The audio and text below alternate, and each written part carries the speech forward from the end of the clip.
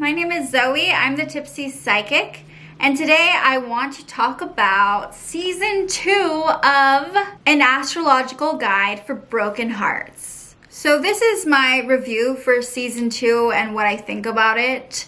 I really enjoyed Season 1. Make sure to check out the video for Season 1. It will give you an idea of what the show is about in case you you haven't seen it before. Some of this might not make sense if you haven't seen the show, so make sure that you watch this. I'm going to try to be spoiler free about it, but I do want to talk about certain aspects of it that I really thought were interesting. Let's start with the astrology stuff. So just like last season, every single episode was titled with a zodiac sign. So in the first season, we went through Aries to Virgo. So this season starts with Libra. And once again, I enjoyed Tio's brief descriptions of the signs and how we meet someone with that sign in each episode. And so it kind of you never really know who it's going to be exactly. I didn't always agree with what he said, and I don't really approve of sun sign astrology that much, but it was entertaining and I like that. So I was actually wrong about Tio's zodiac sign in the first video. I said he was a Sagittarius. I don't know exactly how I came to that conclusion, but that's what I thought he was. I don't know. For some reason, I really thought he was a Sagittarius. I think he said that, but I don't know. I guess not. So apparently he's a Gemini. I kind of liked him better as a Sagittarius, but oh well. So spoiler alert, we find out that David is actually a Leo. And it's kind of been a mystery throughout the whole show. We don't know who he is. And I think they kind of hinted in the first season that he might be a Leo because they kind of only said good things about Leos. Part of the fun of watching it was actually trying to figure out what sign. And I assumed that the episode titled with the zodiac sign would be the one that revealed his sign. Every single episode, I was like, okay, this is the sign, this is the episode. And I kept guessing what it would be. And you could tell he wasn't a Capricorn, you could tell he wasn't an Aquarius, you could tell he wasn't a Libra. I thought he might be a Scorpio at some point. So I was like, okay, well the last episode is Pisces, so he must be a Pisces. And he wasn't a Pisces, he was a Leo. So I feel like they kind of tricked me, and I don't know if I like that because I was really absorbed in this game of trying to figure it out based on the episodes, because that's what they had been doing. So anyway, I was kind of bummed about that, to find that out, and I felt like there should be more excitement around it in the show because it's something that he hadn't revealed, and I feel like they kept trying to get him to reveal it. And so when he did, it kind of fell flat. It was in the last scene, and I don't know, it just felt like, oh, okay, you're a Leo. But they had made such a huge deal about it, so I was kind of disappointed in that, but cool. I also felt like he didn't really act like a Leo. He acted much more like a water sign, the way he was so sensitive and emotional and, reserved in a lot of ways. It just didn't feel like Leo to me, but it's a show and it's fun, so what the fuck ever. One thing I did appreciate is how Tio introduced this book on astrology to encourage Alice to actually read her own chart and make her own horoscopes.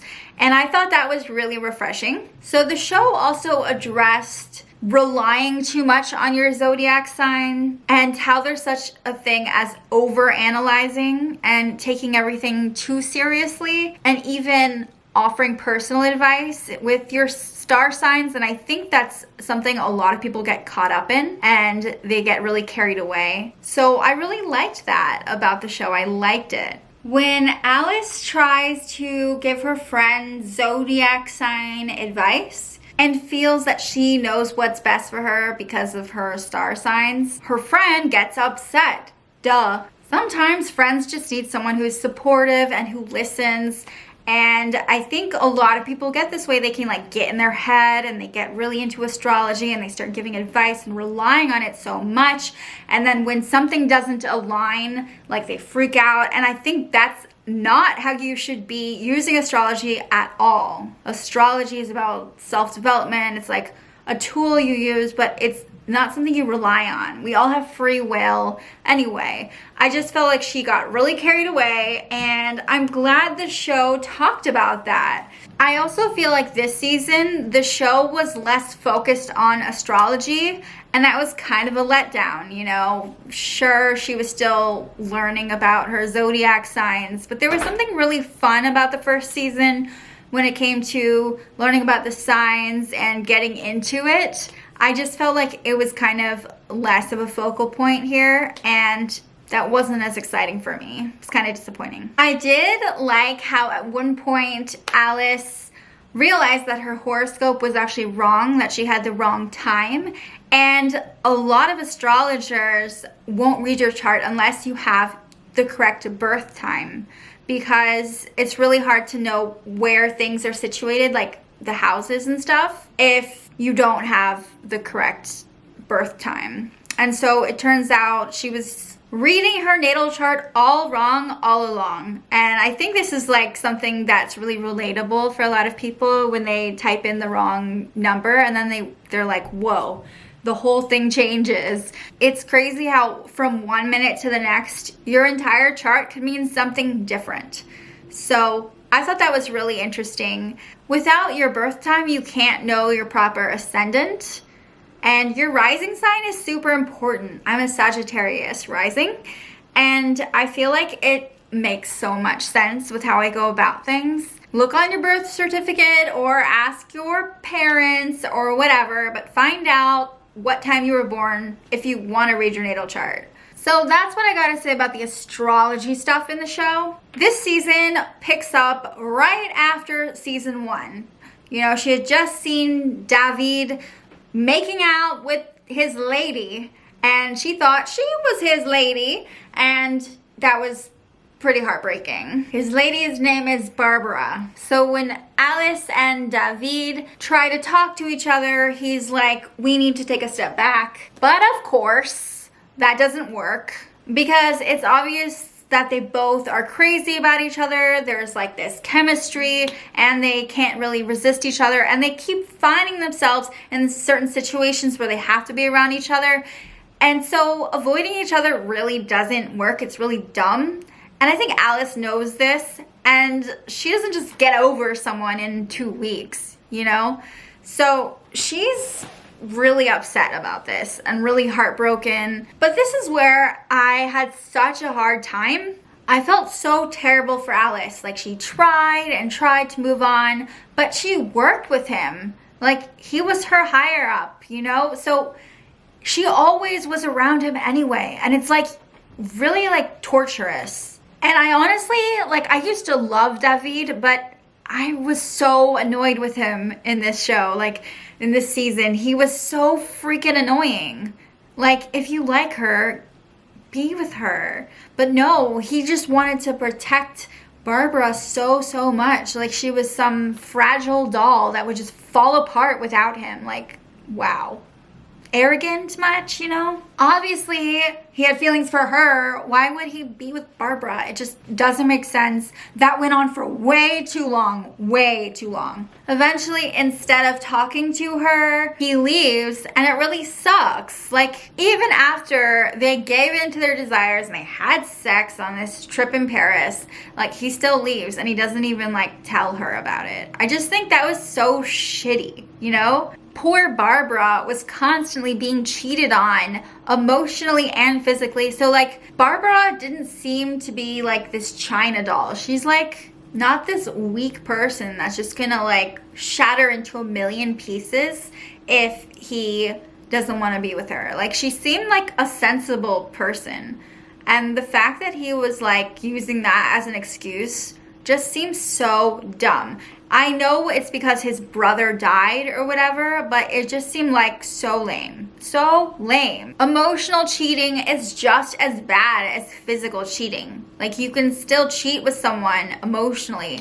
it doesn't mean you're having sex with them. I mean, they did have sex, but the point is, like, he's talking about how hard it is and how he doesn't want to hurt Barbara, but he's doing all this stuff to hurt Barbara, and it just was like, ouch. Like, don't do that. Don't be an asshole. Barbara is not an idiot. Like, she could see what was going on. She could see that there was chemistry. And instead of talking to her or to Alice, he just was a complete douchebag. So that was annoying. Alice really has trouble setting boundaries and standing up for herself. And she's constantly doing things that she really doesn't want to do. And it becomes a lot. On top of that, her ex is constantly coming to her place to crash because he's having fights with his girlfriend, the one that he left her for, who's pregnant. She's always in the middle of his relationship. On top of that, we find out that she was pregnant when he left, but then lost the baby. And then he finds out later about it. And it's like this wake-up call for him or whatever, that he needs to change. And it's just like, get the fuck out of her apartment. But also, Alice needs boundaries, and she doesn't have boundaries, and she's obviously in a really toxic environment.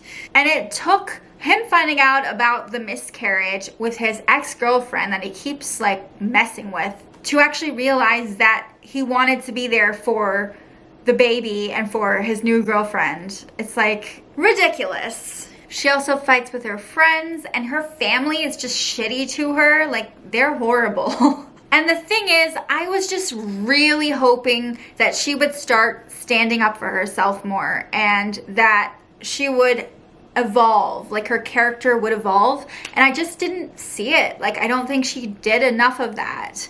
She just kept dealing with all the people that were just like ruining her life and getting caught up in the drama. And she actually didn't evolve or change. She didn't set boundaries. She didn't stand up for herself. She didn't fight for her heart.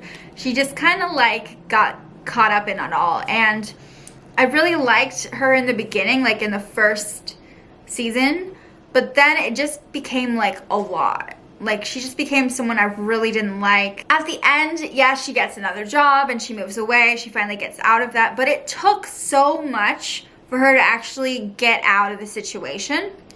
Like, it took so long for that to happen. And it just felt like she wasn't running the show anymore. She wasn't like, the story wasn't about her anymore. Unless it was about her being like fucked with, you know? Or fucked over. So I realize a lot of this is kind of negative, but there are certain things that I really liked about the show. Save the best for last, right? I really liked the scene where she went out to dinner with Barbara, and they kind of had this like woman-to-woman chat. And Barbara was like so cool about it. She knew that there was something going on with Alice and David. They went to a nice restaurant and they actually talked and got along. It was just nice seeing the girl power. Like, they're not fighting over a man. I feel like that's just so cliche and overdone. So refreshing to see them get along. Another thing I liked, yes, is that she finally left that crazy toxic workplace. It was so toxic. She was so involved with everyone else's drama. Like, she was really good at her job, but she could never fully do it because all the people she worked with were just so shitty, and they had no empathy for her and what she was going through. They just like demanded so much of her. And yes, she didn't stand up for herself. Yes, she didn't like have set boundaries and do her thing, but they did not make it easy. And I think when you surround yourself with people like that who are sucking your energy, especially when you're really sensitive and, you know, caught up in things and taking advantage of you like that, it's just like, it's not okay. So I was so relieved when she left. Like, at the end, I was like, oh no, is she gonna stay? I hope she doesn't stay for her sake. Like, these people are intense, like they're crazy, and they need to take a step back and they need to let her flourish and blossom and grow because it's like her turn now. So she changed jobs and that was great. I know I don't like David now, but I am glad that she had a happy ending. I'm glad he came back. I feel like things would be so incomplete if he didn't come back at the end. I don't know. I feel like now he had to come back and fix things. So I'm glad he went and worked on himself, and then in the end they're like able to be together and he came to her as opposed to her having to bend over backwards for him. And you know, I'm just so happy for that. So I really liked this show, season 1. I still thought it was entertaining this season, but it didn't hold the same spark. I haven't read the books or anything. I feel like I might be turned off to doing that now that I've seen season 2. Because if this is what happens, then I definitely don't want to read it. If you've read the books, please comment below and let me know, like, is it worth it? Should I still do it? Is it a lot like the show? Please comment and also subscribe to my channel, and bye.